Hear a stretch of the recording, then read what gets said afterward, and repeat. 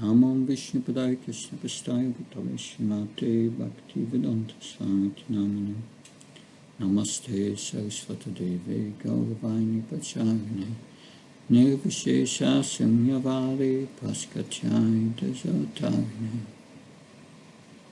Hare Krishna. Today we will discuss chapter 83. Chapter is entitled Draupadi Meets the Queens of Krishna. So, chapter 83 is about Draupadi, who is the wife of the Pandavas, she will be meeting 9 wives of Krishna. Of course, we heard that Krishna had 16,108 wives. But Rohini, she will be the representative of the 16,100 other wives. So we are going to meet the 8 primary queens or wives of Krishna in Dwarka. So we are going to get a glimpse of the heart of the queens, that when you have 16,108 queens and you examine each of their hearts, so that is basically what we are going to do. Then when we examine their hearts, then there will be some common and some uncommon elements. So we will hear their uncommon individual stories, how they came to Krishna consciousness. But most of these stories you have heard already and discussed in detail in previous chapters. But we will hear the view of the queens, the wives of Krishna himself, or for themselves. So we have already heard the stories of the queens in one chapter. The story of Rukmini we heard in chapter 54. We see that in the story of every queen there is a common element. While reading the verses, I would request everyone to find the common and the very uncommon element. So it is uncommon for everyone in this world to have it, that common element. But we in this world, if we want to have any relationship with the Lord, we will need to acquire that uncommon element. So the first verse of the 83rd chapter goes back to the 82nd chapter. So we are still with the gopis. That read verse 1. Om Namo Bhagavate Vasudevaya Shisuka Uvacha Tatannuhriya Bhagavan Gopinam Sagur Kati Yudhishtiram Ata Prichat Sarvam Sa Surido Vayam. Sukadeva Goswami said, "Thus Lord Krishna, the spiritual master of the gopis, and the very purpose of their life, showed them his mercy. He then met with Yudhishthir and all his other relatives and inquired from them about their welfare." Purport. The words Guru Gati have been translated here in their usual sense, spiritual master and goal. Srila Vishwanath Chakravarti, however, points out an additional meaning. While Lord Krishna is the goal for all sadhus in general, for the gopis specifically, is that goal which is guru, predominant. Guru means predominant here, in the sense of completely eclipsing the significance of all other possible goals. So this is the speciality and the nature of the gopis' relationship with Krishna. They want to be with him in a mood of service. They wanted to serve him, which eclipses all other goals. All other goals, all other desires. It removes all other thoughts. They know nothing but Krishna. This is a wonderful insight given by Srila Vishwanath Chakravarti Thakur, but we will read his commentary here directly. In the 83rd chapter, Krishna is praised by his friends. On inquiry from Draupadi, the queens of Krishna describe how he married them.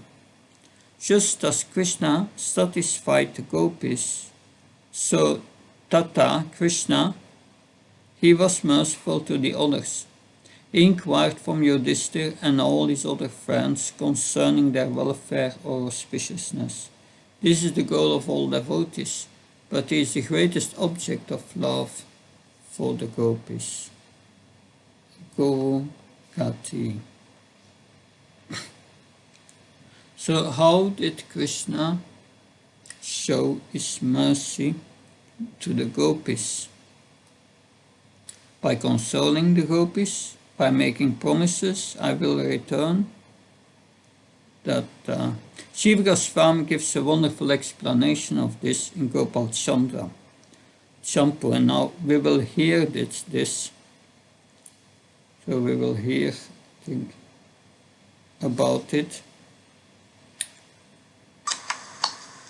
The inner meaning of Rasyatra and bringing Krishna back to Vrindavan. So this is Mother Narayana. From verse 49. We cannot get perfection by following your instruction to absorb our minds in you, and this is the gopi speaking, and we cannot come to you at will since we are controlled by people in our houses. We will get some happiness if we see those lotus feet, if those feet remain always in Braj. Afflicted by separation, the gopis again fainted. So after they spoke this verse, they fainted. Verse 48. This lasted 2 muhurtas. That's about 3 hours, I guess. Then Krishna, overcome with anxiety, spoke. Oh, your pure character is spreading everywhere. Because of great longing, your intelligence has lost its power of discernment. Have you forgotten what I just said? With choked voices, they said, what was that? He answered, rendering devotional service to me qualifies any living entity, verse 44 again, for eternal life. But by your good fortune, you have developed a special loving attitude toward me, by which you have attained. So anyone can attain Krishna by devotional service, but you are special. They said, gopis, that is true. But since our hearts have been pierced by the dagger of separation, how can those hearts remember anything? Therefore, give us what we asked for in our prayer. What were they asking for in their prayer?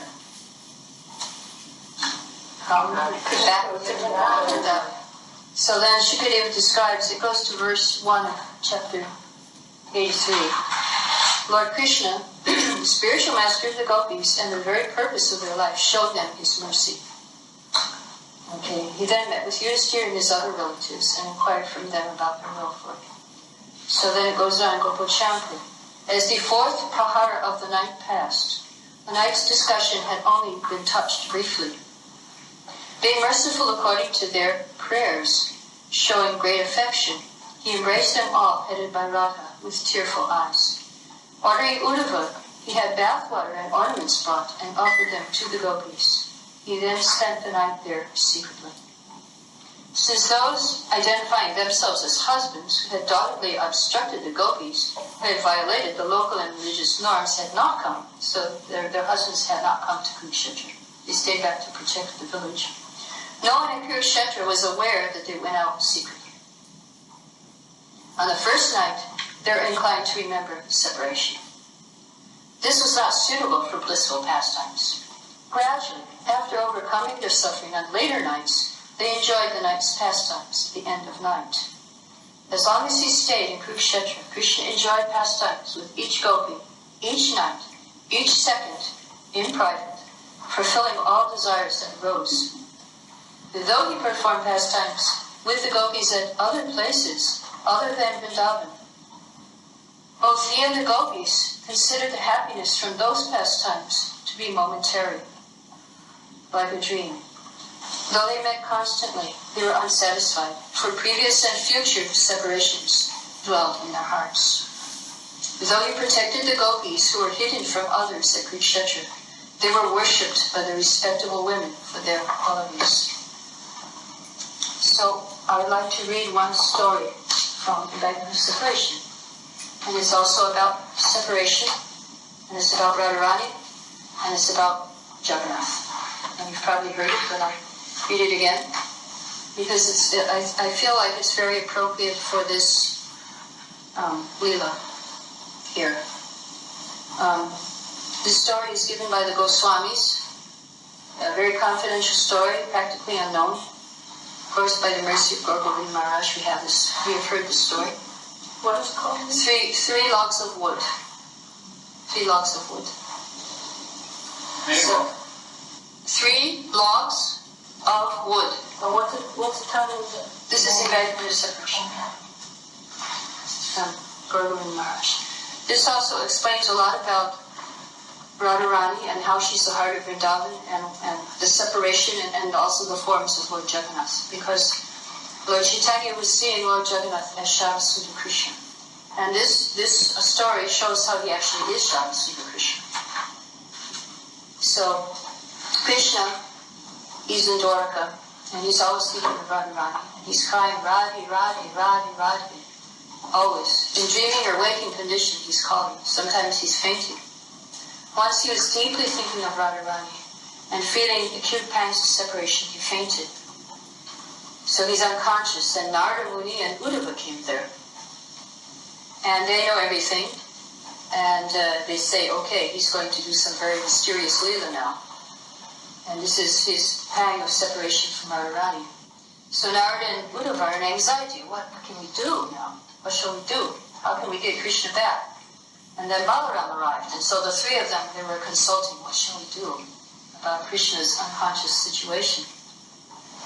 They said, well, if Narada were to sing on his Veena the glories of Vrindavan, Krishna will wake up. But, Narada said, I agree, but I have one apprehension. As soon as Krishna wakes up, what will happen? Don't you know, immediately he'll run to Vrindavan if I start singing about Vrindavan. He'll not wait for anyone, so we should have a chariot ready for him. So they called Daruka. But then Uddhava said, wait, you're right. But what I've understood, Brajbhumi, everybody's crying. If Krishna goes now and hears them crying, he won't be able to tolerate it. So then the consequences will be more precarious. We won't be able to get Krishna back. There will be no hope. So Narada said to Uddhava, okay, Uddhava, you're his messenger. You'll go. And you inform them Krishna is coming, and they'll prepare themselves. But then Uddhava became morose. He said, yes, I accept what you say, but one thing.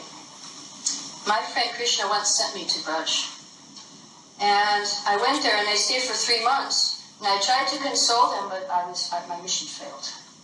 They were all still crying. And how can I tell them, not to cry for Krishna? So then I said, okay, I'll go back to Mathura and I'll bring Krishna back. I'll try my best. He said, but until now, I haven't done that. So if I go back there without Krishna, everyone's going to be on my case. You promised to bring him back. You didn't bring him back. They won't have faith in me that now Krishna is coming. They won't believe me. So Balaram said, you see, I would go, but just see, Krishna's always saying, okay, I'll go, but then he doesn't go. So I don't have faith in his words. I also failed to console them. I cannot go also. And before, whatever I would ask Krishna, he would do. But now this time I say, go to Vrindavan, he's not going. So Balaram said, no, I cannot go. And he started crying. Then Subhadra said, okay, I'll go. I'll go and tell him that Krishna is coming. You just be patient. So Subhadra got ready to go on her chariot. And then Balaram said, well, if you're going and Krishna's going, I'm also going. So Balaram got his chariot and they started for Vrindavan. And the last chariot's ready for Krishna to go. So then Narad started singing about Braj. And Krishna woke up and he took his threefold living form. And he said, where's my flute? Where's my flute? Who stole my flute? Oh, it must be the work of those gopis. They're always taking my flute. And then he saw Uddhava. He said, hey, Uddhava, what are you doing in Vrindavan? And then he saw Narada. He said, Narada, you're here too? Then he came to his senses. Isn't this Vrindavan? And then Uddhava and Narada said, oh my Lord, we know you'd run to Vrindavan, so we've prepared a chariot for you. You just get on your chariot. So Krishna became intoxicated, thinking of Radharani. And he was shaking and like a drunk man. And that's why when they bring Jagannath to the cart, he's shaking and waving like a drunken person. He's going to Vrindavan. So that's Krishna. That's the mood Krishna was in on his way to Vrindavan. So then Daruka was driving the chariot. And meanwhile, Subhadra and Baladev arrived ahead of him.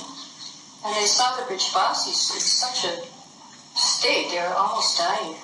They said, how are you surviving? And then they're all, Balaram and Subhadra got these shedding tears, perspiration, all the Ashta Satvika Bhav.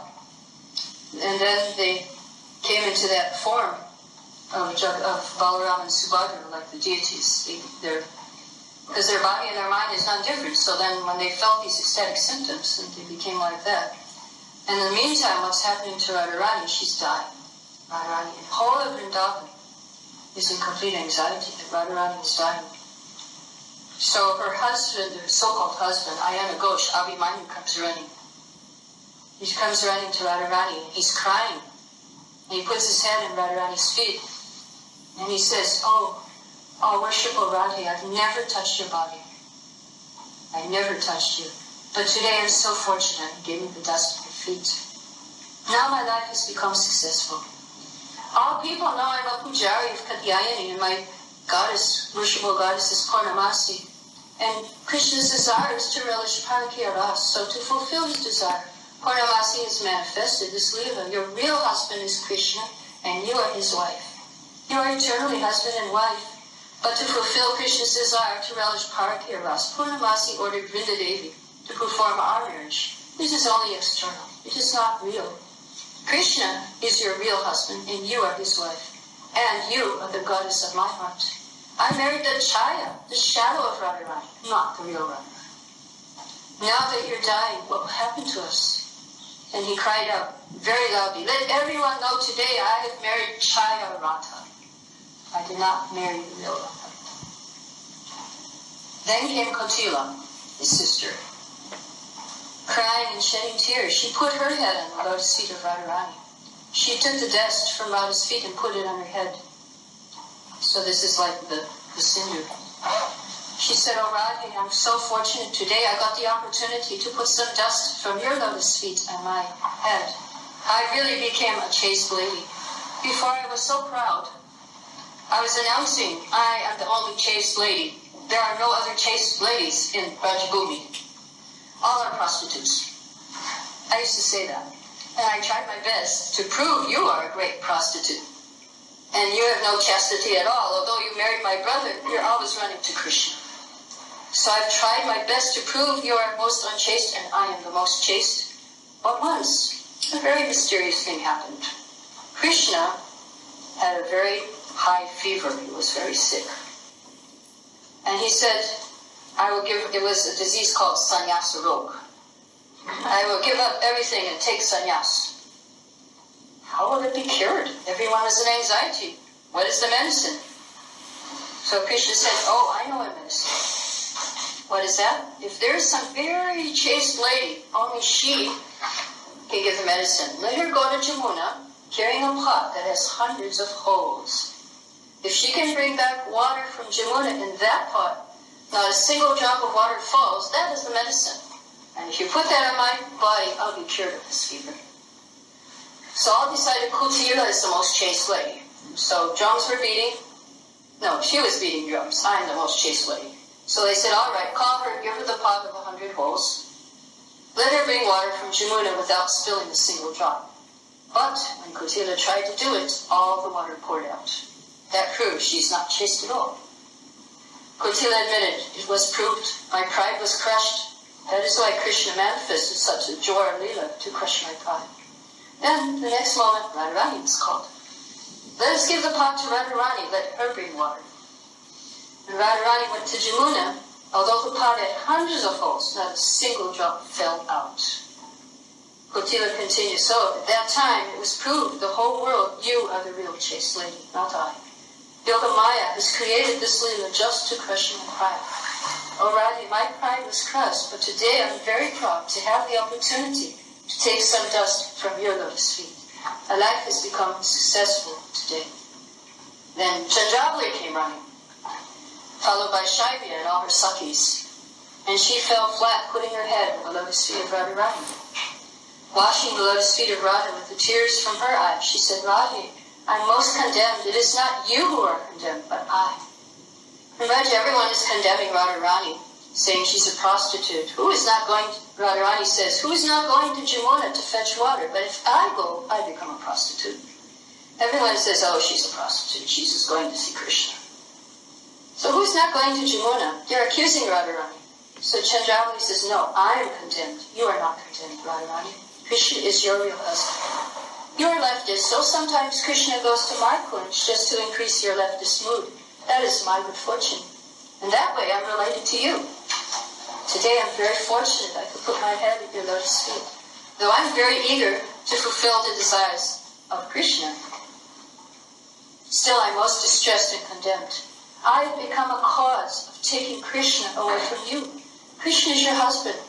Sometimes Krishna goes to my kunj, but he's not happy with me. He's only happy with you. Even in dreams, he only thinks of you. He never thinks of me. It is said, while Krishna is with Chandrabali, he thinks of associating with Radharani. He never thinks of Chandrabali. He never gets such pleasure or happiness when he's with her. So Chandrabali says, this is all Leela created by Yoga Maya. Yoga Maya has made everyone dance here in Braj Bhumi. And for the pleasure of Krishna, in whatever way she made us dance, we all danced. I know it very well. Everyone here is engaged in nourishing the Leela of Krishna, nothing else. But today I heard you were in a dying condition. If you give up your body, no one in Braj Bhumi will survive, Radhe.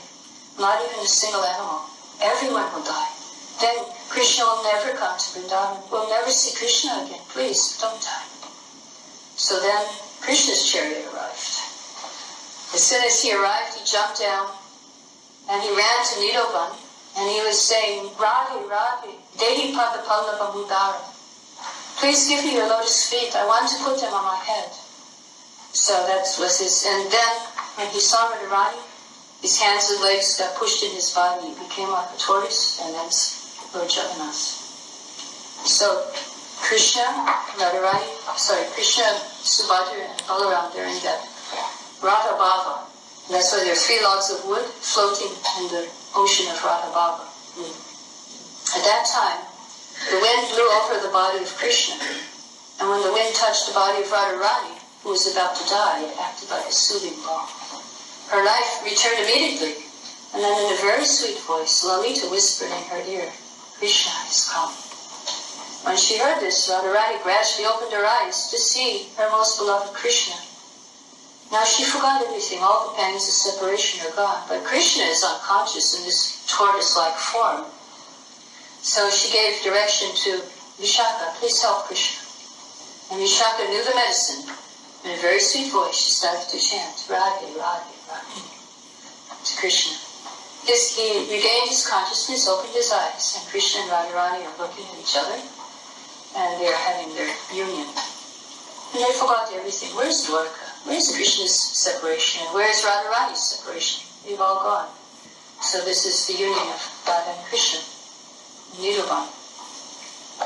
So then they spent the night together, and 4 o'clock, Brahma Muhurta, Mangalarti. They had Mangalarti.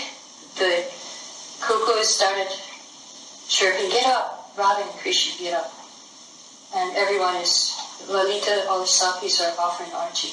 And Vishaka is singing, Yugala Kirtan. Some Sakis are playing Mridanga, some Kartals and Veena. And a very beautiful union, Mangalarti, after separation. So in a sweet voice, Krishna says, Radha, where is separation? There is no separation. In Tattva, there is no separation. I'm always with you in Brajbhumi. This separation is the topmost platform in prema. If there had not been viraha, this prema would have met an untimely death. So this separation keeps prema alive. Radha, your love for me is like a very deep ocean.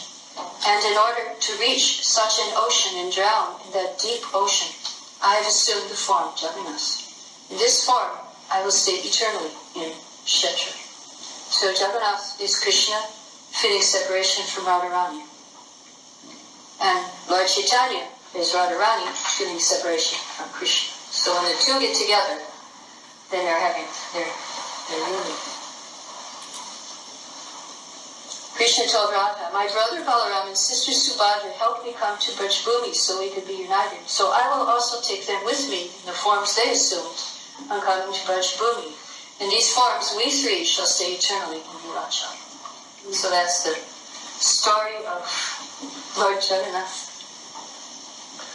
And Mahaprabhu displayed this Mahabharata, he assumed the tortoise form. Yeah, actually he assumed that form. Guru Chaitanya. He assumed that form also. Like the Jagannath type form. Okay, here's Krishna said, now let's see. Rasaraj Mahavavik Tanuvaya Nama Sankirtana Rasik Jagat Mataya.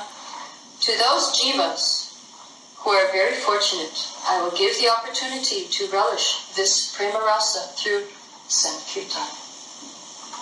They will relish the mellow of Gaur Kirtan rasa, and all these Braj Gopas and Gopis will be Parakars, associates of Chaitanya Mahaprabhu, combined form of Radha and Krishna. So the fortunate souls will relish the same prema through Sankirtan. Bhogir prema harinam Sankirtan. Narottam Das says. So we heard from Jiva Goswami's Gopal Champu and Gaur Govinda Maharaj bankment of separation, how Krishna gave his mercy. In truth, he was spending time with them, and that's how he gave his mercy. Now, in this first verse that we heard about Yudhishthira Maharaj, that so Krishna inquired from Yudhishthira and other relatives about their welfare.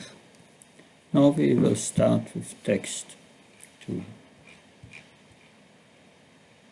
Feeling greatly honored, King Yudhishthira and the others, freed of all sinful reactions by seeing the feet of the Lord of the universe, gladly answered his inquiries. What was that inquiry? It was about his welfare. Now, Jiva Goswami gives an order of events. This is according to Jiva Goswami, the order of events.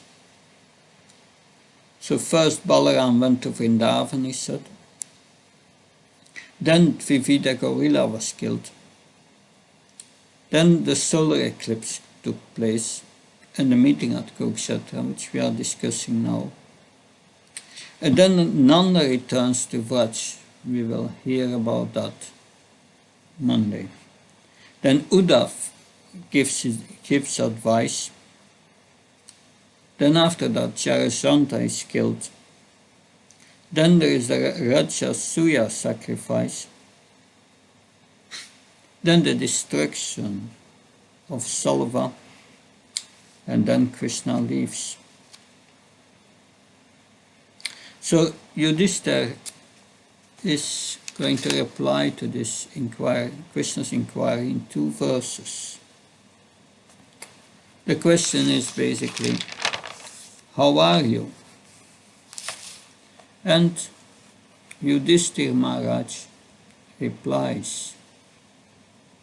Lord Krishna's relative said, "O Master, how can misfortune arise for those who have even once freely drunk the nectar coming from your lotus feet? This intoxicating liquor pours into the drinking cups of their ears, having flowed from the minds of great devotees through their mouths. It destroys the embodied soul's forgetfulness of the Creator of their bodily existence." So, these 2 verses tell what is the art of Krishna consciousness, what is the art of life. It will also be revealed by the queens by their common experience. So it is said at the end of the 3rd verse, who is the creator of their bodily existence? The ultimate creator is Krishna. Text 4. The radiance of your personal form dispels the threefold effects of material consciousness, and by your grace we become immersed in total happiness. Your knowledge is indivisible and unrestricted. By your Yoga Maya potency, you have assumed this human form for protecting the Vedas, which had been threatened by time. We bow down to you, the final destination of perfect saints. So what does he mean here? They are always thinking of him. There is nothing they see that is separated from Krishna. Why did ultimately the gopis reject Atma Gyan, the knowledge Krishna was giving?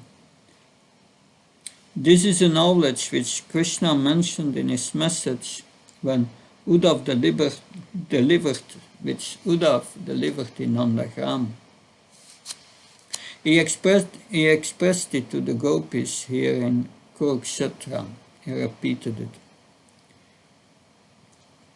Basically, he said how there is nothing separate from Krishna.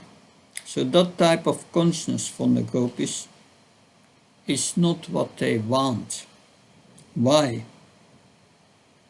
Because they say that this seeing Krishna everywhere, instead of satisfying them, it causes them to plunge in an ocean of feelings of separation even more. It is Krishna, but it is not in the same way they want Krishna. The form in which they want to embrace him in Braj, that's what they want. It causes them more difficulty, because it causes them to miss Krishna even more.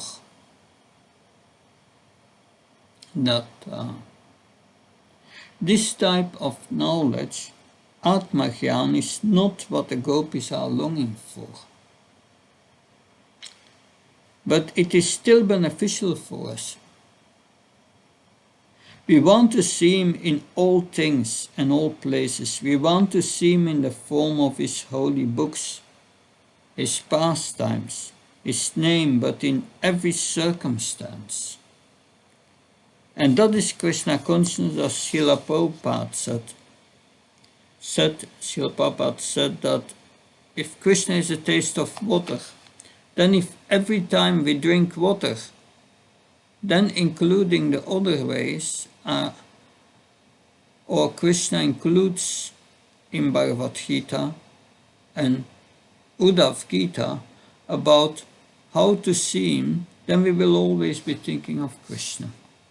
We follow these instructions. Srila Vishwanath Chakravarti Thakur comments on verse 3 and 4.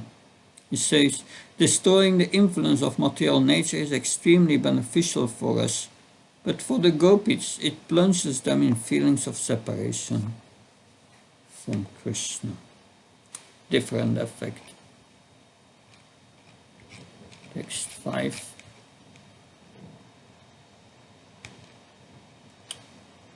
The great sage Sukadev Goswami said, as Yudhishthir and the others were thus praying Lord Krishna, the crest jewel of all sublimely glorified personalities, the women of the Andaka and Kaurava clans met with one another and began discussing topics about Govinda that are sung throughout the three worlds. Please listen as I relate these to you. So we have just heard how misfortune cannot come to one who hears the nectar coming from your lotus feet. And how does one get it? We can hear it from great devotees. This destroys material existence. So what great devotees are we going to hear from? That's the question. Because of the mercy of Sukadev Goswami, Srila Vyasadeva, Srila Prabhupada, Srila Vishwanath Chakravarti Thakur, Sanatana Goswami, Jiva Goswami, we are going to be allowed to listen into a conversation between the queens of Krishna, such intimate loving servitors of Krishna. They met with each other and they began to discuss topics about Govinda, which were sung in the three worlds. So everyone was hearing these comments that so Vishwanath Chakravarti Thakur has one-line comment. I now describe to you those topics which they discussed, which are sung throughout the three worlds. Text 6, 7. Chitrapati said, O Vaidarbi, Bhadra and Jambavati, O Kausal, Satyabhan and Kalindi, O Saibya, Rohini, Lakshmana and other wives of Lord Krishna, please tell me how the Supreme Lord Asyuta, imitating the ways of this world by his mystic power, came to marry each of you. So, who is missing in this list? We have Saibya, Rohini, Lakshmana, Kalindi, Satyabham, Kausala. There are two missing. Satya, Mitravinda. So Rukmini is going to answer, and the answers aren't surprising because we have already heard a different marriage in earlier parts of Srimad Bhagavatam. But let's listen carefully.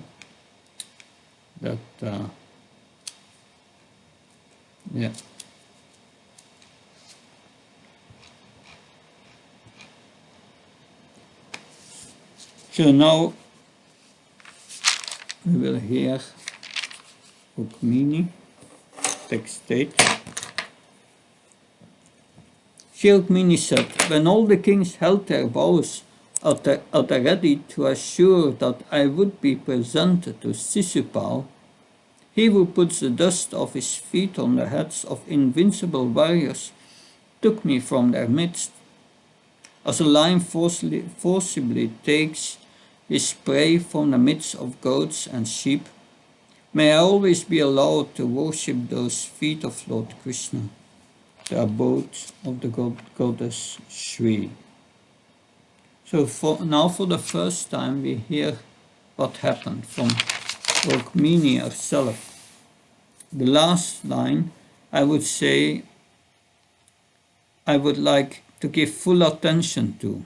She says, may I always be allowed to worship those lotus feet of Krishna, the abode of the goddess Shri. So why is the consciousness of this, why is the consciousness of these queens that allow them to be so intimately connected with Krishna? So this is a prayer in itself. Now Satyabhama, she will answer. In next verse, Satyabhama, my father is hard tormented by his brother's death, accused Krishna of killing him. To remove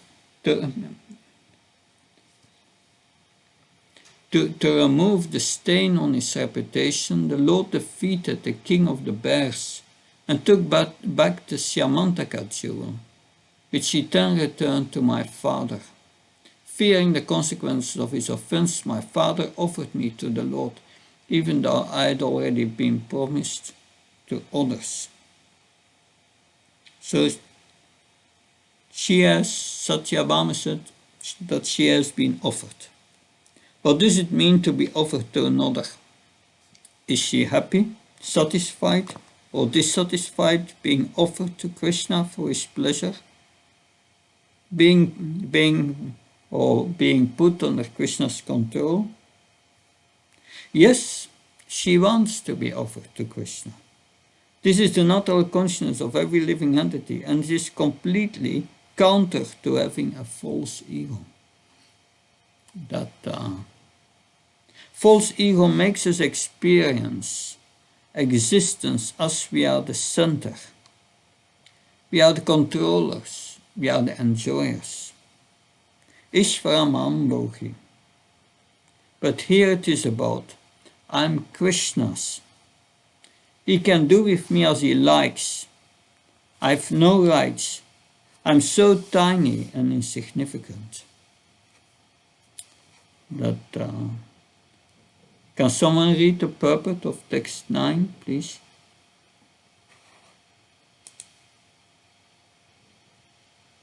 That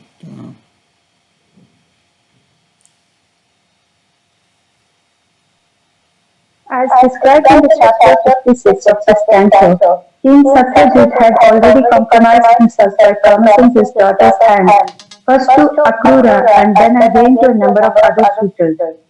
But after the return of Samantaka jewel, he felt impelled by his shame to offer her to Lord Krishna instead.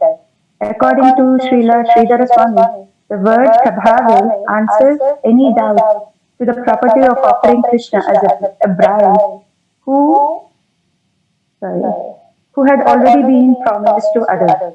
It is perfectly proper to offer him everything one owns and improper to withhold anything from him.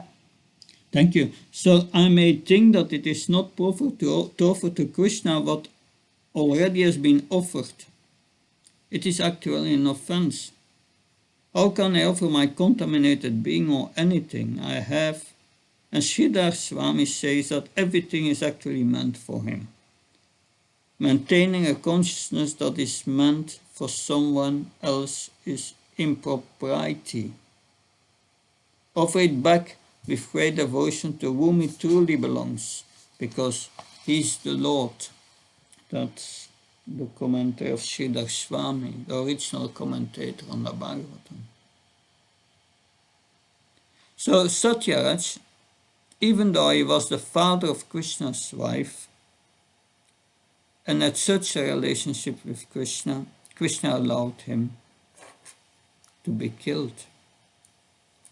But then now we will hear from number 3, Jambavati. See, Jambavati said, unaware that Lord Krishna was none other than his own master and worshipable deity, the husband of the goddess Sita, my father fought with him for 27 days. When my father finally came to his senses and recognized the Lord, he took hold of his feet and presented him with both me and the Siamantika jewel as tokens of his reverence. I am simply the Lord's maidservant.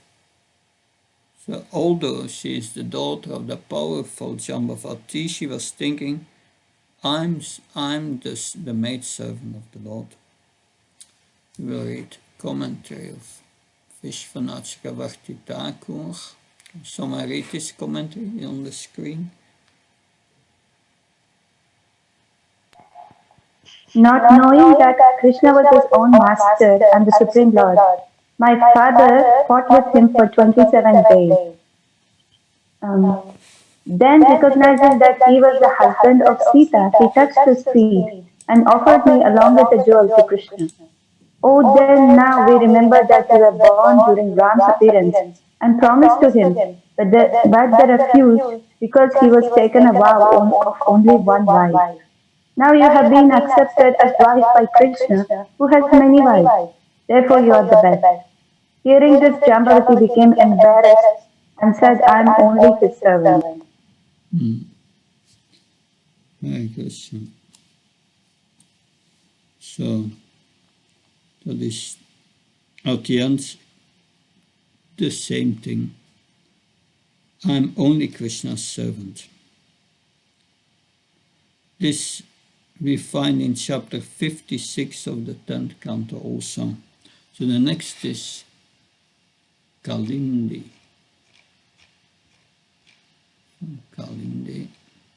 She Kalindi said, the Lord knew I was performing severe austerities and penances with the hope of one day touching his lotus feet. So he came to me in the company of his friend and took my hand in marriage. That now I'm engaged as a sweeper in his palace. So what a consciousness. There are queens who are living in palaces. They are controlling Krishna and Krishna loves them. They are completely in the consciousness of being a servant. Their consciousness is completely absorbed in Krishna. So next is Mitravinda. Sri Mitravinda said, at my Svayamvar ceremony, he came forward, defeated all the kings present, including my brothers who dared insult him, and took me away just as a lion removes his prey from amidst a pack of dogs. Thus, Lord Krishna, the shelter of the gods of fortune, brought me to his capital city. May I be allowed to serve him by washing his feet life after life. So, what is her desire? May I be allowed to serve him by washing his feet life after life. So next is Satya. 13:14. Sri Satya said, my father arranged for 7 extremely powerful and vigorous bulls with deadly sharp horns to test the prowess of the kings who desired my hand in marriage. Although these bulls destroyed the false pride of many heroes, Lord Krishna subdued them effortlessly, tying them up in the same way that children playfully tie up a goat's skids. Thus, he purchased me with his valor. Then he took me away with my maidservants and a full army of 4 divisions, defeating all the kings who opposed him along the road. May I be granted the privilege of serving that Lord. So Krishna expanded himself in 8 forms to deal with the bulls in one go. Maharaj, it was 7 bulls, no Maharaj? Sorry. That 7 bulls. Let's go back. Interesting.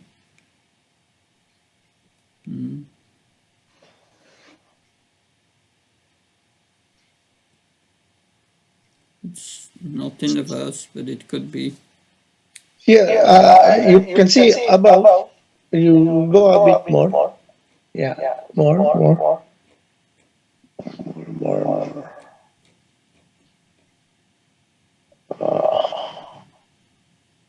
Tasmitra Vinda. No, underneath. Sorry. It is there. Another story. Just a little bit more. That's the text. 7 extremely powerful. 7 extremely, yeah. Sorry. Okay. Thank you, Maharaj. 7 forms, yes.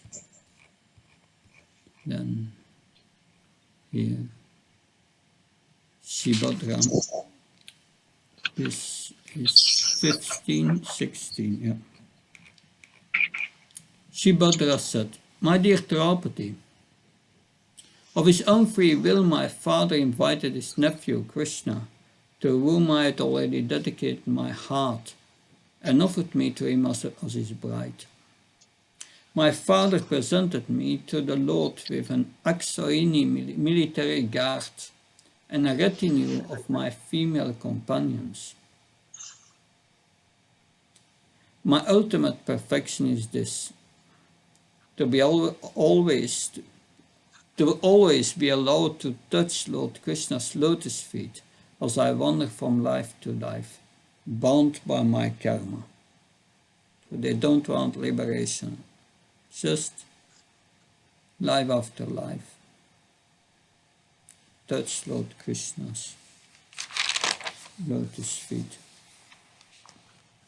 So one time, during the pastimes of Sri Chaitanya Mahaprabhu, Sri Vallabha Bhatta, he tried to establish himself as an authority because he was an incredible great scholar. Even the Vallabhas accept him as an incarnation of Agnidev. But he did not do so well in the midst of the associates of Sri Chaitanya Mahaprabhu. He was trying Mahaprabhu to hear his explanation, which is a book on the different names of Krishna. Mahaprabhu refused to hear it, saying that I know only 2 names of Krishna, and that is sufficient. And these 2 names are Syamasundar and Yadunandana. That is sufficient, and Vallabhacharya was rebuffed. He came forward again saying that it is improper. If we are all prakriti in relation to Krishna, and thus all female, and Krishna is the only male, then we are all Krishna's wives, and Krishna is all our husband. All living entities. It is improper for the wife to pronounce the name of the husband. Therefore, he concluded that it is improper for us to chant and speak the name of Krishna. Interesting. And Mahaprabhu said, the real principle of religion is that the wife must follow the order of the husband, and that is her first duty. And the order of her husband of Krishna is to chant his holy names. Then he sent him away and embarrassed him in that way. This is you find it in Sri Chaitanya Charitamrita, Adi Lila 8. Jiva Goswami comments, although it is disrespectful, Krishna's name is unique and the order of Krishna is to chant his name. Yeah.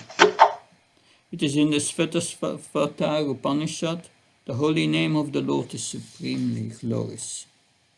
So Bhadra was asked to touch Lord Krishna's lotus feet, birth after birth. She is not asking even for liberation. Text 17.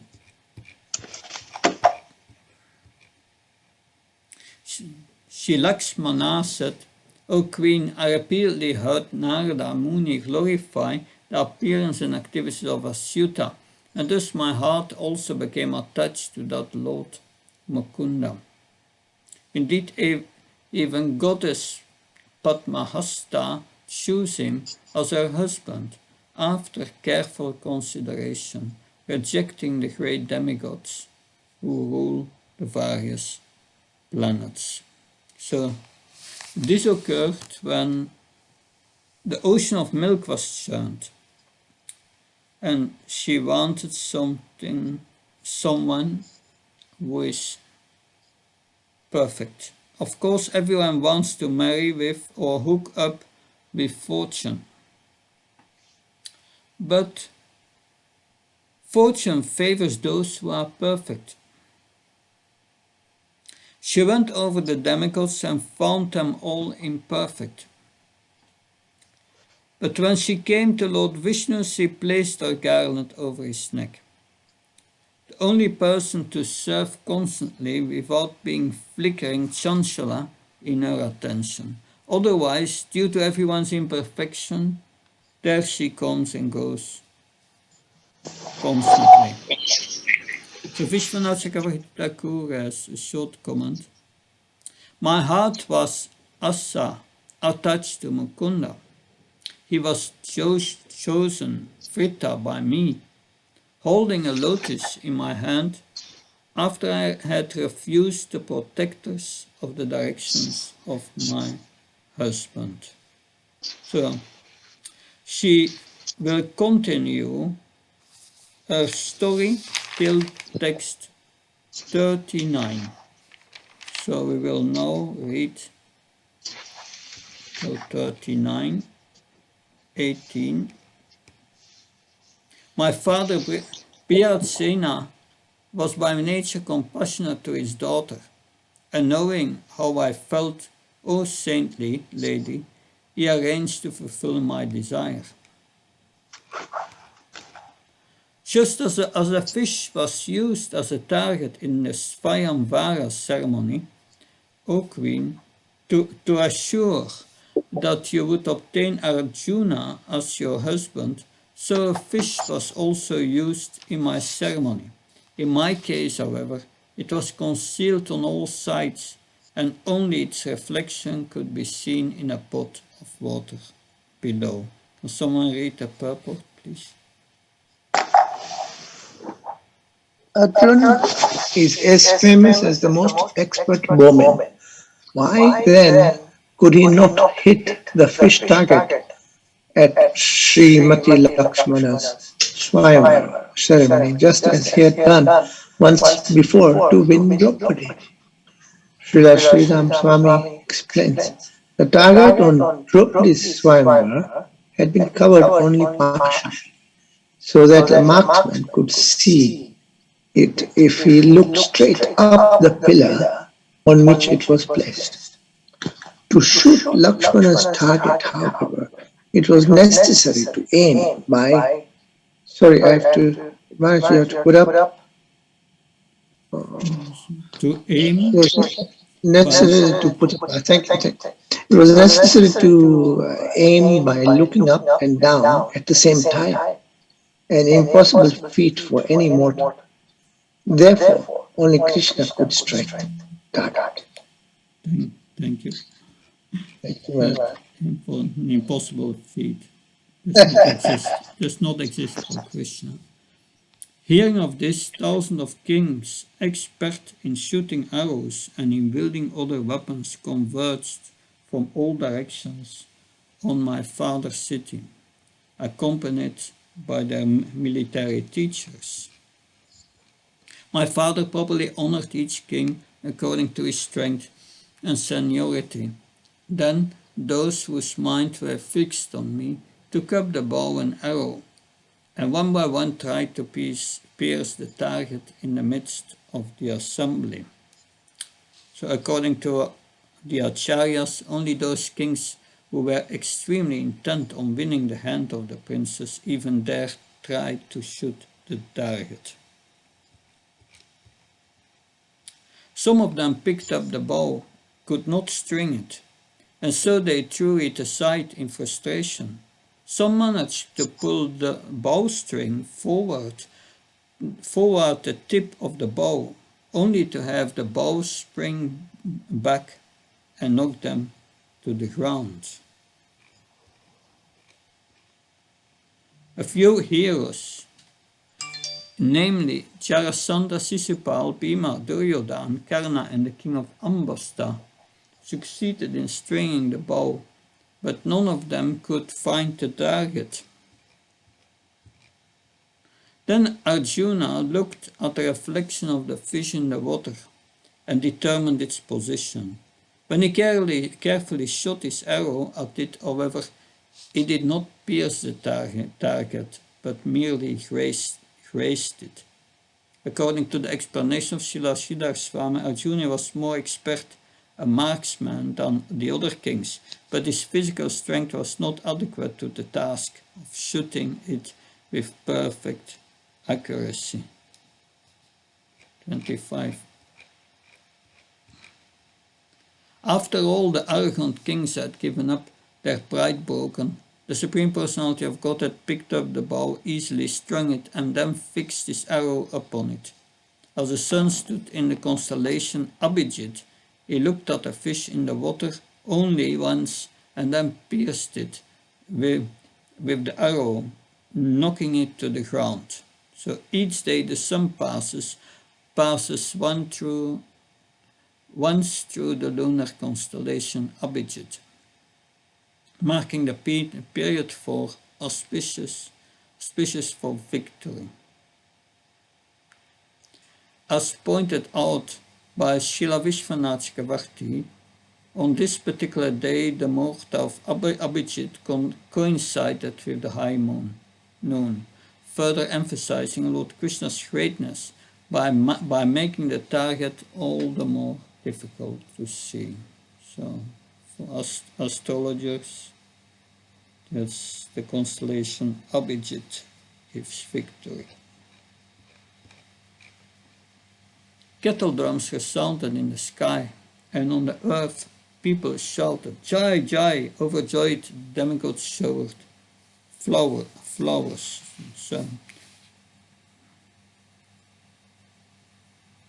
So there is those whose hearts are broken because they wanted to enjoy what belongs to Krishna. And there are those whose hearts are full of joy. So we have to decide on which side we want to be. Text 28. Just then I walked onto the ceremonial ground, the ankle bells of my feet gently tinkling. I was wearing new garments of the finest silk, tied with a belt, and I carried a brilliant necklace fashioned of gold and jewels. There was a shy smile on my face and a wreath of flowers in my hair. Then 29. I lifted my face, which was encircled by my abundant locks, and effulgent from the glow of my earrings reflected from my cheeks. Smiling coolly, I glanced about. Then, looking around all the kings, I slowly placed the necklace on the shoulder of Murari, who had captured my heart. Just then, there were loud sounds of conchos and mridanga, pataha, beri, and anaka drums, as well as other instruments. Men and women began to dance, and singers began to sing. The leading kings there could not tolerate my having chosen the Supreme Personality of Godhead to Draupadi. Burning with lust, they became quarrelsome. Srila Sridhar Swami comments that the contamination of lust led the kings to quarrel foolishly with the Lord, even after seeing his supreme power. So this is the power of lust. It completely bewilders the living entity. One cannot understand the Lord's position as the supreme enjoyer. Text 32. The Lord then placed me on his chariot, drawn by four most excellent horses, donning his armor and readying his bow saranga. He stood on the chariot, and there on the battleground he manifested his 4 arms. So with 4 arms, according to Srila Vishwanath Chakravarti, Lord Krishna embraced his bride, and with the other 2 he held his bow and arrows. So the kings were very disturbed then, but Krishna did not care at all. So Srila Vishwanath Chakravarti Thakur explains she became frightened because everyone was attacking. Therefore Krishna embraced her with 2 arms, and with the other 2 he held the bow and arrow. Yes, quite a hero, right? Daruka drove the Lord's gold-trimmed chariot as the kings looked on, O Queen, like small animals helplessly watching a lion. The kings pursued the Lord like village dogs chasing a lion. Some kings raised their bows, stationed themselves on the road to stop him as he passed by. So the kings followed behind to stop him, like dogs following a lion. Some lifted their bows, Udrita Ishu Asa, like dogs lifting up their tails, Asa. And these warriors were deluged by arrow shot from the Lord's bow, Saranga. Some of the kings fell on the battlefield with severed arms, legs and necks. The rest gave up the fight and fled. The Lord of the Yadus then entered his capital city, Kutastali, Dvarka, which is glorified in heaven and on earth. The city was elaborately decorated with flagpoles carrying banners that blocked the sun, and also with splendid archways. As Lord Krishna entered, he appeared like the sun god entering his abode. My father honored his friends, family and in-laws with priceless clothing and jewelry, with royal beds, thrones and other furnishing. With devotion he presented a perfect, complete Lord with a number of maidservants, bedecked with precious ornaments. Accompanying these maidservants were guards walking on foot, and others riding elephants, chariot and horses. He also gave the Lord extremely valuable weapons. So can someone read the purport, the Supreme Lord? The Supreme Lord is Purna, perfect and complete in himself. He requires nothing for his satisfaction. Knowing this, a pure devotee makes offerings to the Lord only out of love, bhaktyaha, with no expectation of material profit. And on his part, the Lord happily accepts even a small gift of flowers, tulsi, leaves, and water when it has been offered in love. So this is, in this text 38, we see Lakshmi's mood. Yes, all the opulence given to Lord Krishna. Then 39. Thus, by renouncing all material association and practicing austere penances, we queens have all become personal maidservants of the self-satisfied Supreme Lord. So, maidservants. That service attitude is everywhere the common factor. And now we will hear Rohini, but Rohini is going to present all the other 16,000 queens in 3 verses. So we have here Rini Devi speaking for the other queens said, after killing Balmasur and his followers, the Lord found us in the demon's prison and could understand that we were daughters of the king of the kings whom Balma had defeated during his conquest of the earth. The Lord set us free, and because we had been constantly meditating upon his lotus feet, the source of liberation from material entanglement, he agreed to marry us. Though his every desire is already fulfilled. Can someone read the purport of Srila Vishwanath Chakravarti daarover?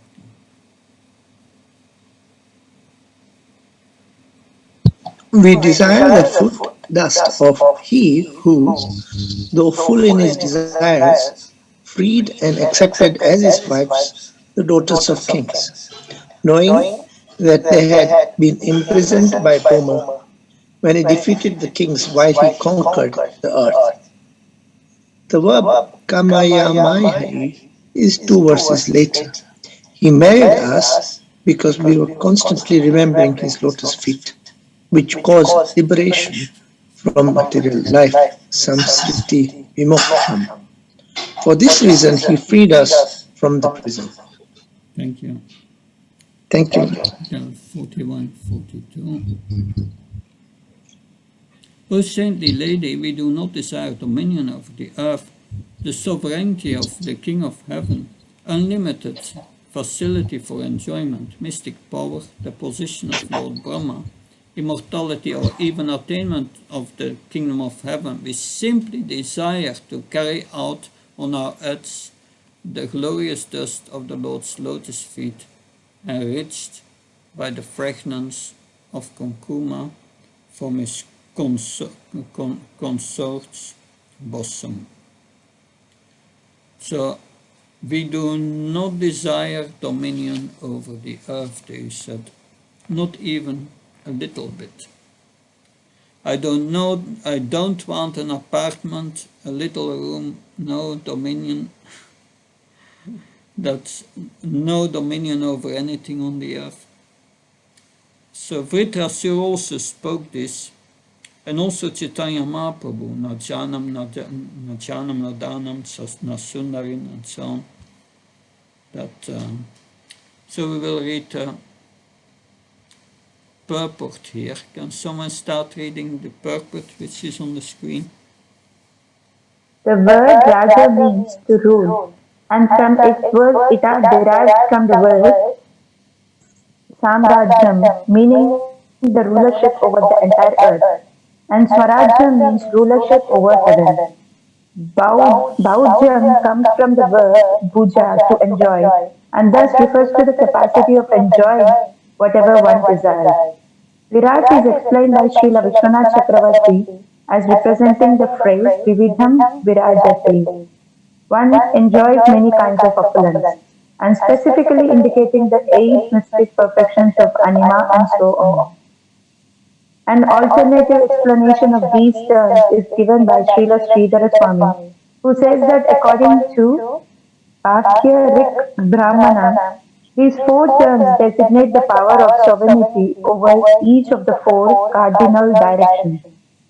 Samrajya for the east, Bhaujya for the south, Swarajya for the west, and Vairajya for the north. Lord Krishna's queens clearly state that they do not desire any of these powers, or even the position of Brahma, liberation or entrance into the kingdom of God. They simply want the dust from Sri Krishna's feet, which Goddess Sri herself worships. Srila Vishwanath Chakravarti tells us that the goddess of fortune mentioned here is not Lakshmi, the consort of Narayana. After all, the Acharyas explain, Goddess Lakshmi could not attain the direct association of Krishna, even after performing extended austerities, as Uddhava said, Nayan Priyo Niga Tu Ni Anta Rate Prasadaha. Bhagavatam 10:47-50. Rather, the Sri referred to here is the supreme goddess of fortune, identified by Brihat Gautamaya Tantra. The transcendent Devi Krishnamayi Prokta, Radhika Paradevata, Sarva Lakshmi Maya Mayi Sarvam, Kante Sammohini Param. The transcendental goddess Srimati Radharani is the direct counterpart of Lord Sri Krishna. She is the central figure for all goddesses of fortune. She possesses all the attractiveness to attract the all-attractive personality of Goddess. She is the primeval internal potency of flame. Finally, Shrimati Radharani is the source of all these goddesses of fortune. Interesting is that the gopis are appearing to be less fortunate than the queens. The gopis were in separation from Krishna. They were not with him. But the queens had this association. So the queens are getting what they want. They want to serve and they serve continuously. And the gopis, they are not getting what they want. But in this final verse, the truth is revealed. And it is revealed in the previous verse who the supreme goddess of fortune is. It is Shrimati Radharani. But here they say that the topmost lovers of Krishna are the Gopikas. And they say that they want the same contact with Krishna as the women of Braj, that we will hear now in 43.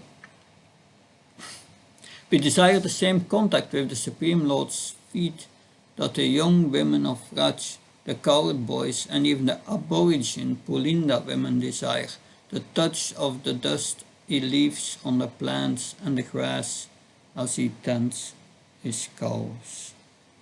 So this is an important point. Someone can read the purport, please.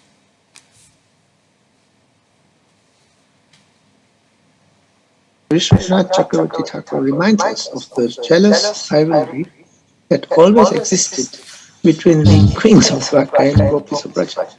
The gopis considered the sophisticated women of Dwarka the most serious threat to their hold on Sri Krishna, confessing their anxiety to Uddhava. Kasmat Krishna yahati prapta rajayo hata hita narendra kamya uddhavya. Why should Krishna come back here after winning a kingdom, killing his enemies and marrying the daughters of kings? Srimad Bhagavatam 10:47-45. Rukmini and her 7 chief co-wives considered themselves so fortunate in their relationship with Krishna as he appeared in Dwarka that they did not especially desire to see him as he is in Vrindavan. But the 16,000 lesser queens, after hearing Uddhava describe Sri Radha's super excellent qualities, became attached to touch the dust that falls from Krishna's feet onto the grass and plants of Vrindavan. Srila Vishwanath Chakravarti indicates that some commentators give this as the reason why, after the Moshala Leela, these 16,000 queens were stolen from Arjuna on the road by Lord Krishna himself in the disguise of 16,000 cowherds, who then took them away to Gokul. That's interesting.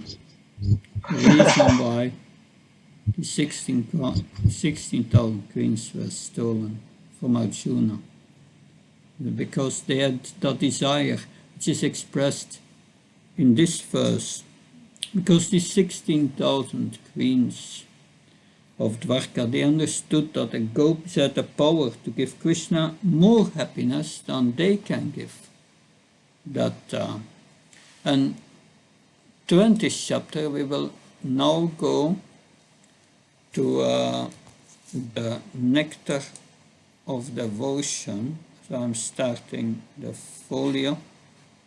I will first get it on my screen and then share it.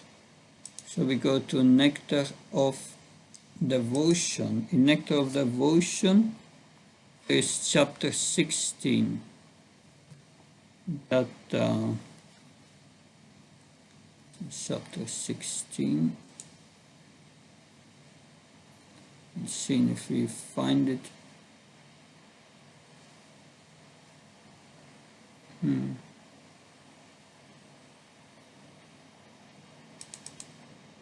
Yes, I have it. I'll bring it on the screen now.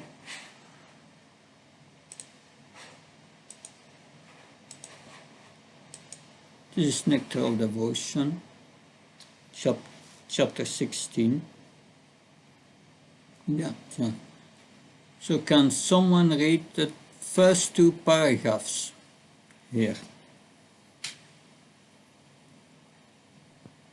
Devotional service. Okay, carry on, sorry. No, go ahead.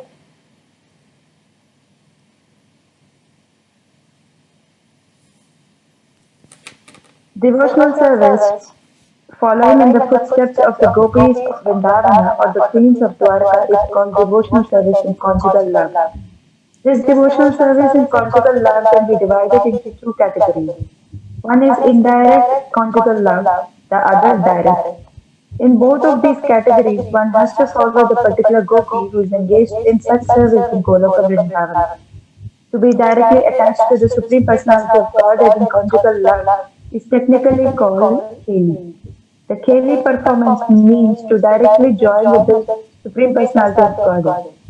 There are other devotees who do not wish direct contact with the Supreme Person, but who relish the conjugal love affairs of the Lord with the gopis.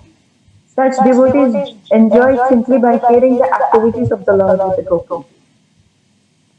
This development of conjugal love can be possible only with those who are already engaged in following the regulative principles of devotional service, especially in the worship of Radha and Krishna in the temple. Such devotees gradually develop a spontaneous love for the deity, and by hearing of the Lord's exchange of loving affairs with the gopis, they gradually become attracted to these pastimes. After the spontaneous attraction becomes highly developed, the devotee is placed in either of the above mentioned categories. Yeah. You can also read the next paragraph, this development of conjugal love. This development of conjugal love for Krishna is not manifested in women only. The material body has nothing to do with the spiritual loving affair. A woman may develop an aptitude for becoming a friend of Krishna, and similarly a man may develop the features of becoming a gopi in Vrindavan. How a devotee in the form of a man can desire to become a gopi is stated in the Padma Purana as follows. In days gone by, there were many sages in Dandakaranya. Dandakaranya is the name of the forest where Lord Ramachandra lived after being banished by his father for 14 years. At that time, there were many advanced sages who were captivated by the beauty of Lord Ramachandra and who desired to become women in order to embrace the Lord. Later on, the sages appeared in Goloka Vrindavana when Krishna adventured himself there, and they were born as gopis or girlfriends of Krishna. In this way, they attained the perfection of spiritual life. Thank you. So I have another passage which is interesting from Nectar of Devotion, and that's in Nectar of Devotion, chapter 21. There you have the quality of Krishna, which is determined. Let's see if we find it. Determined here. That so maybe Shyamasot Krishna, can you read it? It's on the screen, the whole passage. Thank you, Raj. Any person who observes regulative principles and fulfills his promises by practical activity is called determined. As far as the Lord's determination is concerned, there is an example in his dealings in the Harivamsa. This is in connection with Lord Krishna's fighting the king of heaven, Indra, who was forcibly deprived of the Parijata flower. Parijata is a kind of lotus flower grown on the heavenly planets. Once Satyabhama, one of Krishna's queens, wanted that flower, and Krishna promised to deliver it. But Indra refused to part with his Parijata flower. Therefore, there was a great fight, with Krishna and the Pandavas on one side and all the demigods on the other. Ultimately, Krishna defeated all of them and took the Parijata flower, which he presented to his queen.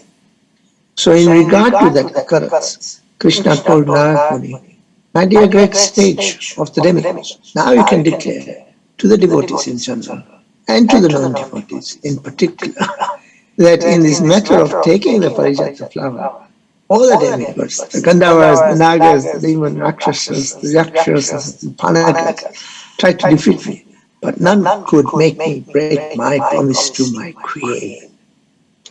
There is another promise by Krishna in Bhagavad Gita to the effect that his devotee will never perish, will never be vanquished. So a sincere devotee who is always engaged in a transcendental loving service of his Lord should know for certain that Krishna will never break his promise. He will always protect his devotees in every circumstance.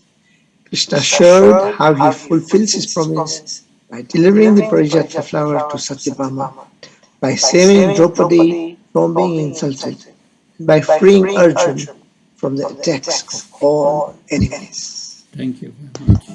Thanks so much, Bprs.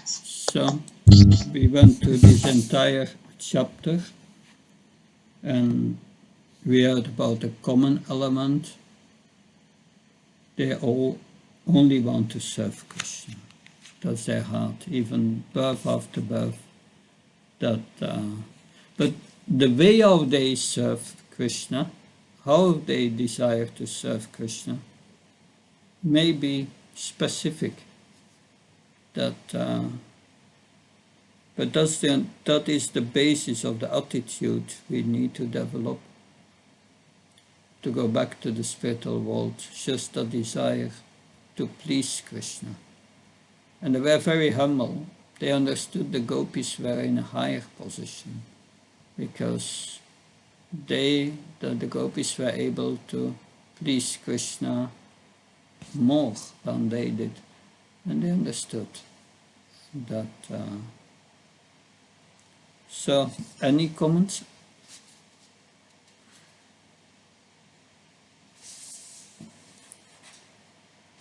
It's a wonderful pastime, Maharaj. Yeah. Wonderful exchange between two very elevated Madhurya Ras devotees, queens, and the gopis. Yeah. Excellent. It's revealing. The first 8 queens, they were in competition because they are expansions, aren't they, or something. The first 8 queens, Yeah. First 8 they didn't queens. fit in that angle as the other 16,000 queens. The 16,000, they surrendered. They said these gopis are much better than us. Yeah, yeah. Yeah, that's interesting. That Rohini at the end makes that point on behalf of all these queens. That's nice. Thank you. Very nice observation. Mother Kasturica, please. Maharaj, I have a question. So, Yeah. like how the sages of Dandakaryanya, they desired to come in relationship with the Lord, they became the gopis in Vrindavan. But what if a jiva develops a desire to become a wife of Krishna? So will there be additional wives? Because the number looks very specific, right? 16,108. Yeah, but there are, in act of devotion, this is, explains one can desire svakiya or parakiya. The svakiya, this desire, is to serve Krishna in the mood of Vaikuntha, in opulence. And the parakiya is the mood of the Vraja Gopikas, that only to please Krishna.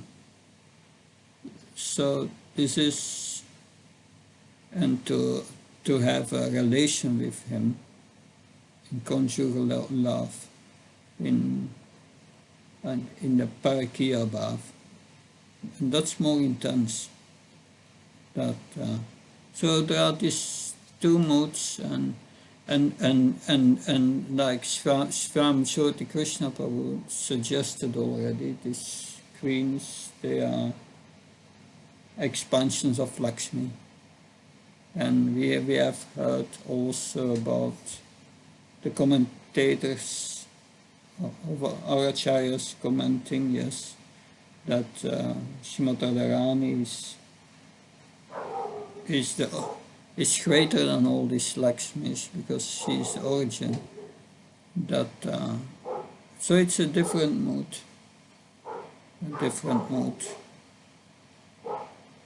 Yes. So Thank you, Maharaj.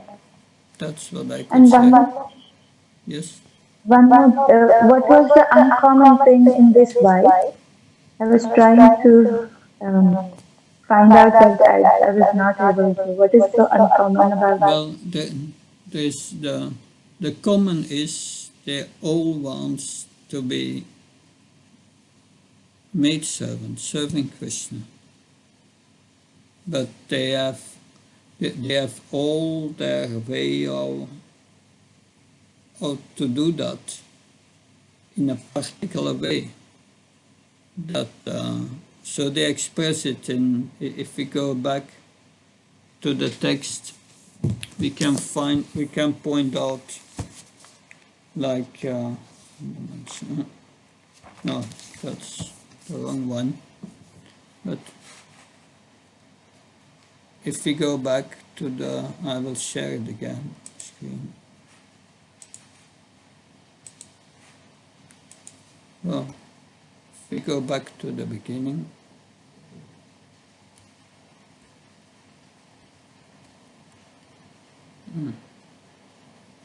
So I'm now engaged as a sweeper in his palace. That's Kalindi. But before there was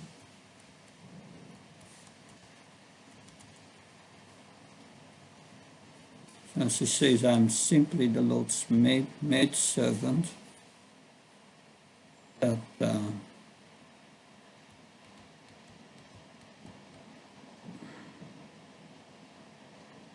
yeah, it's still Satya. May I always be allowed to worship those lotus feet of Krishna. That's worshipping the lotus feet of Krishna. Rukmini sometimes she does puja for Krishna, but we have heard about that when Krishna was teasing Rukmini, she was doing puja for him. That was her specific desire. But wives. Yeah, these are all the wives. Maybe further, there are more indicate because you have also Shambhavati. No, it was not Shambhavati. Satyabham. She wanted to be offered.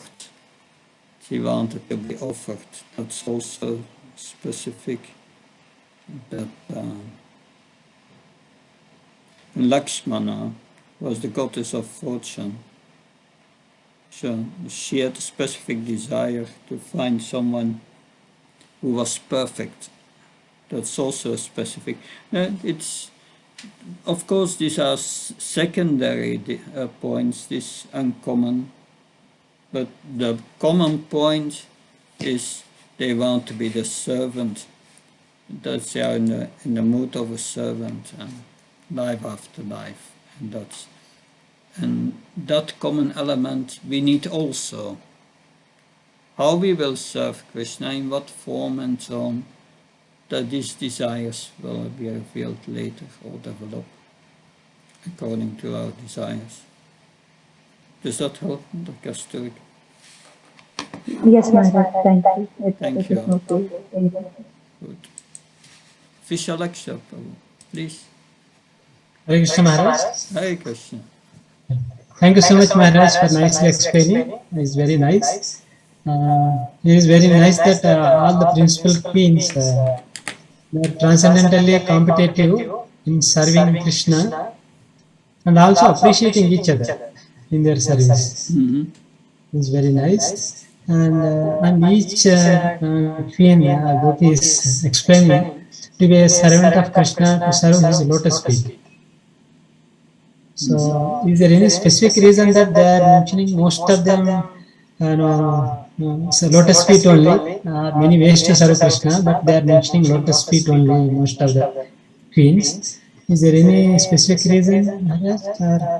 Well, we have heard about that, I think, already in the second canto. The devotee meditates on the Lord starting from his lotus feet. And many verses express that by taking shelter of the lotus feet of Mukunda, we can across the ocean of material suffering. So that's also that meditation from the lotus feet indicates the humility of the devotee. But he knows the lotus feet of Krishna are their shelter. In the 10th canto, we have heard before in the 10th canto describing all the marks on the lotus feet of Krishna. And how, because they are considered, lotus. We say lotus feet. Why? The lotus, the Padma, comes out of mud, but it's very beautiful. It's nothing to do with the mud. So it's a symbol of being transcendental. Therefore, they say lotus feet. That we take shelter of the lotus feet of Krishna. So we have also heard in the second canto, you can meditate on each limb of the Lord, but especially the lotus feet. If we always think of the lotus feet of the Lord, we will be saved. That's for sure. Yeah, that's what I could say, Vishalaksha. Thank you, Maharaj. Maharaj, another small query. That here whether Lakshmana is referred as Duryodhana's daughter or somebody else? This Lakshmana? Here Lakshmana is referred is Duryodhana's daughter or somebody else? Is Duryodhana? No, it's not Duryodhana's daughter. Duryodhana's daughter was the wife of a son, Samba, I think. That's the wife of Samba. So that's another Lakshmana. So there are, but that's not the wife of Krishna. That's nice that you remember that. Thank you. Because at first I was also thinking of that, but then no. This is another Lakshmana. It's one of the 8 primary queens. Good. Thank you, Vishalaksha. Thank you, Maharaj. Anything else? Good, and we are looking forward to continue on Monday. Vishalaksha? Yeah. Okay. Yes, Maharaj. Mistakenly. Yeah. Thank you very much. I'm looking forward to continue with the next chapter on Monday. We will hear more. We will start 84, because we are still at Kurukshetra, and we will hear from the sages. And Lord Krishna will glorify the sages, and the sages will speak in Krishna's presence. We'll give a kind of Bhagavatam class to those who are at Kurukshetra, and we will hear that on Monday. Thank you very much. Hare Krishna, Jai Prabhupada. Hare Bol. Thank you, Maharaj. Haribo.